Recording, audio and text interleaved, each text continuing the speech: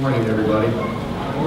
It's an old saying, be brilliant or be brief, and I'll try to do one of those two this morning. I'm up here to introduce Secretary Layne, but as a politician in a microphone, I have to say a few words. So, first of all, on behalf of Loudoun County and the Board of Supervisors, let me welcome you to this event this morning. If you are here, you are a friend of Dulles Airport, and I applaud you for that, because we all know Dulles is an important transportation hub, but to me, it's even more than that. To me, the number one reason that Dulles is here is because it's an economic hub. Dulles is about an economic engine.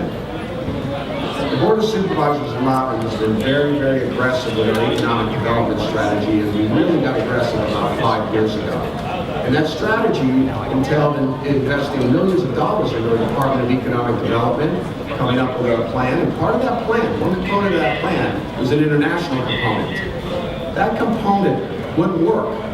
It would have failed without the airport. As a matter of fact, our chair is in Korea right now, heading to Beijing, where MWA representatives are flying over, I believe later today, in order to sign a deal, a transportation deal with China. And all of that brings economic value. We have had several wins in Loudoun County in the last 18 months that involved international prospects, not just domestic prospects. And without this engine sitting right here, that couldn't have happened. MWA can quote a lot of statistics. They can tell you that 4.5% of the GDP of the Washington region comes from Dulles and Reagan. They can tell you that there's over 27,000, almost 28,000 jobs associated with the two airports, and that there's $1.5 billion in wages. But let's talk about just our county here at Loudoun, where we're sitting at the very moment. And I don't mean to be parochial, but Dulles generates over 19,000 direct jobs in Loudoun County. $800 million in wages. $800 million in wages. And local taxes and state taxes that come back to the locality, about $78 million a year. That's substantial for a county that has a $2.2 billion budget on an annual basis. We have a few challenges, and I think you're going to hear a couple of these again later today. The biggest challenge in my mind in Loudoun County as it pertains to Dulles Airport is land use. We are under tremendous development pressure, and that pressure continues to try to encroach on this airport. The previous board, which I served on a 5-4 vote, and I was a 4, passed a large residential housing component that sat within the 60 LDN. In my 4 years on the board, it was the worst vote we took. We can't let that happen. And the new board's about to face 2 more. Sometimes in the 60 and 65 LDN, we have an application right now that involves affordable housing, where the old Old Arcola, and we have an application that sits in a flight path, but outside the 60 LDN, up on Route 7 near Lexington 7. And the new board's character is going to be defined, in my mind, by how well we protect this airport. I can't stress that enough. Thank you. And it's incumbent upon us not to let that encroachment occur, because we're seeing what's happening at Reagan right now. And we're seeing the noise complaints, and we do not need flight restrictions. We do not need to happen what happened in Frankfurt, where they lost their cargo business because they had to stop nighttime flights due to residential encroachment. We can't let that happen. Just a couple other real quick comments. Metro CPAM, big deal for the county. We need to develop metro stops. We're going through a comprehensive plan amendment right now. The Route 772, Ashburn Station, that needs to stay. We need to stay the course with Transit Regional Employment Center zoning. That's a mix. But what I'm especially worried about is the Loudoun Gateway Station at the Greenway and Route 606, because a great amount of that land sits in the 60 and 65 LDN. Residential is problematic at that metro stop. And as part of this CPAM, we are going to have to figure that out to make sure we continue to protect the airport. Lastly, I want to talk about MWA as a partner. MWA has been a fantastic partner for Loudoun County. They provided easements for the Route 28 expansion, which when we drove in here, it kind of blends with the metro development, so you can't quite tell. But we're expanding Route 28 greatly right now from Sterling Boulevard all the way down to McLaren. including an additional bridge over the toll road. They've provided significant easements and been a partner for us in the widening of the Dulles Loop, Route 606, Loudoun County Parkway expansion. And they are providing significant easements to us to deal with power line issues. We have an issue on Route 50 right now for some high voltage lines that come right down the middle of Route 50 to service a data center. The Board of Supervisors has put up alternatives, and MLOC is helping us with those alternatives about potentially getting those lines onto some of the airport property so that we can keep the vitality and the economic vibrance of our Route 50 corridor. So now that I've overstayed my welcome on about 4 of my 5 minutes. You want me to stay up here, Secretary? Okay. Let me introduce Secretary Aubrey Layne. On November 22nd, 2013, Governor-elect Terry McAuliffe appointed Aubrey Layne as Secretary of Transportation for the Commonwealth of Virginia. He was sworn into office on January 12th of 2014. Secretary Layne oversees 7 agencies with over 10,000 employees and combined budgets of more than $5 billion.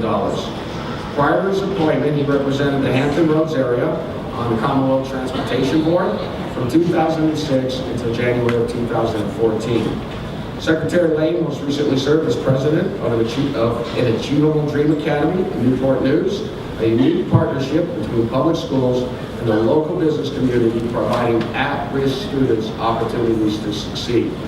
Prior to joining an Achievable Dream, Secretary Layne was president and principal broker of Great Atlantic Properties. He joined the company in 1994 and was responsible for operational activities, new business acquisition, and capital improvement strategy. Secretary Layne earned a Bachelor of Science in Accounting from the University of Richmond and received an MBA from Old Dominion University with a concentration in international business. So if you're looking for a job when you're done, we'll get you on our International Business Development Team, Secretary. In 2011, he completed the University of Virginia Sorensen Institute for Political Leaders Program. Secretary Layne and his wife Peggy reside in Virginia Beach. Please join me in welcoming the Honorable Aubrey Layne. Well, thank you very much for that introduction. I was hoping that that would be a little bit shorter, but I do appreciate it. Anyway, it's glad to be here in the capital area, and yes, I did my best to help the Caps, and unfortunately my best didn't because they lost last night. That's a better answer than saying I grew up because of our 66 project, but being incognito. But no, it is great to be here on behalf of Governor McAuliffe. It's a pleasure to be at this economic engine here at Dulles Airport. Now, since Governor McAuliffe came in office, he has been concentrating on our economy, and certainly what he calls Virginia's new economy. And in Virginia, we're blessed. We have 2 large economic generators, the Port of Virginia, and of course here, Dulles International Airport. They are our gateway to the world, certainly in goods and services, goods being out of the Port of Virginia, and certainly our gateway, our eyes, our people, our services that go back and forth, carry our people here in Northern Virginia. Dulles serves as our gateway. So it's important as we move our economy forward that both of those play a significant role. Unfortunately, coming into office, both had some issues. One, the Port of Virginia had been losing money for many years. You may not recall, it was an effort at least to try to privatize the port and sell it. And so it lost its way. But I'm happy to report that they are back on track, and we're making investments in that facility that will help not only the Hampton Roads, but our state and the region as we go forward. And we're also find ourselves having to deal with some issues here at Dulles. And I'm also, as we go through this, happy under Jack Connor's leadership that we're making the right decisions there and moving forward in that regard also. Dulles, as I said, is our gateway to the world. But because of the recession, because of some other things that have gone on, we lost one of our hub statuses. We lost that. We saw some of our plane coming in and out of the airports go down. Our plane costs therefore went up. So we had some competitive issues that we had to deal with. Now, I could sit here and blame a lot of things for the reason for this situation. Certainly, Congress played a role in adding new slots to National Airport and shifting traffic between the two airports. Looking at the perimeter role, the airline industry went through some mergers and it changed their business model. And of course, I talked about the recession that we all, and nobody felt that any worse here than right here in Northern Virginia. $9 billion in defense spending over a couple-year period. Defense contractors feeling the pinch of that. Fortunately, we've staved off sequestration at least for a couple of years. And we have a window to work with, and we got to take advantage of it. And there were a lot of ideas about how to deal with these problems. In fact, one is we should make sure that there are new slots here, no more slots going away from us. Certainly reducing cost of dollars, and I'll come back to that. Jack's all on top of that as we go through it, working through that. Obviously, we can increase our freight movements here at Dulles. That would be helpful. But I also heard a lot about building new roads. Bi-County Parkway, a new Potomac River crossing, and there were lots of other ideas as well. All of those are good ideas. Some are more pertinent than others, at least in the short term. Now, fortunately, as I said, many of these are being worked on. The Virginia congressional delegation was and remains united in ensuring no more changes to the perimeter rule at National Airport. They, along with the governor, have been actively engaging Congress on this issue. So I'm comfortable that we've got the right people looking at that. As I said, MWise taking steps to reduce its expenditures at Dulles. And under Jack's leadership, we were able to negotiate an agreement with the airlines that allowed over $300 million in revenues from National Airport to be shifted to Dulles over a 10-year period, helping to equate the service and the cost of those airports. And Jack continues doing other steps to make the problems at Dulles more manageable. But there is more that has to be done. And the major problem we're left addressing is our decline in domestic air travel. And that's not just an issue here at Dulles. It's an issue across the Commonwealth of Virginia. And many of the advocates that have been telling us what we should do to improving access to Dulles would hope to draw more passengers. And that makes a lot of sense. The more passengers you have coming to the airport, as the thinking goes, the more people, the more going through the airport, the cost per enplanement go down, and we help solve that. And that is very important. And I think that's what gave rise to the Bi-County and the new Potomac River crossing. But in 2014, Governor McCullough asked me to work with the Virginia General Assembly to establish two new key initiatives. And they were House Bill 2, and I've got to point out we're going to have to change that name because our friends to the south of us have used House Bill 2 for something other than prioritization of projects. So I'm not talking about that House Bill 2. I'm talking about our prioritization process. And as a result of that, this new prioritization and taking a look at our program, we hit the pause on developing new projects and new capacity as we work through how we're going to score it. And that gave us some time to look at some other issues that we were dealing with. Now, I'm happy to say that we released the first set of scores this past January. Commonwealth Transportation Board will adopt it. We've had 5 months of public comment, and this region did very well. And many of the roads that are dealing with access to Dulles are going to come to fruition, and we're getting ready to score those again. But another thing that we did is we initiated a strategic air review of the Commonwealth.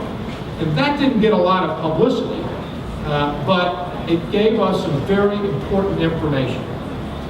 And it found that while domestic travel had declined significantly, there were stark differences between the type of domestic travel that had reduced.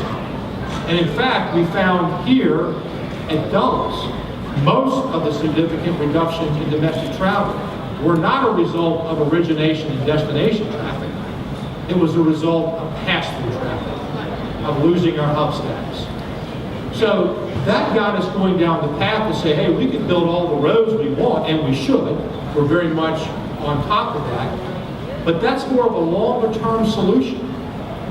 And if we may not get to that longer-term solution if we don't identify and work with what the real pressure is on our costs and a reduction in our hub traffic. So that's really what we continue to focus on in terms of how we can help Dulles in the short term. Now, it's easy to understand why the airlines had some issues with Dulles, because no matter what the cause of the traffic going down, your cost per enplanement went up. I mean, it's a math issue, right? Numerator, you've got the number of passengers going through. The denominator, your cost and your debt. I'm sort of simplifying it. You divide it, and you get a number. Now, one way to fix it is to get more passengers through here. Another way to fix it is to reduce the cost. And if you know a little bit about algebra or fractions, if you reduce the denominator, you have a much greater impact than if you increase the numerator to try to reduce the fraction.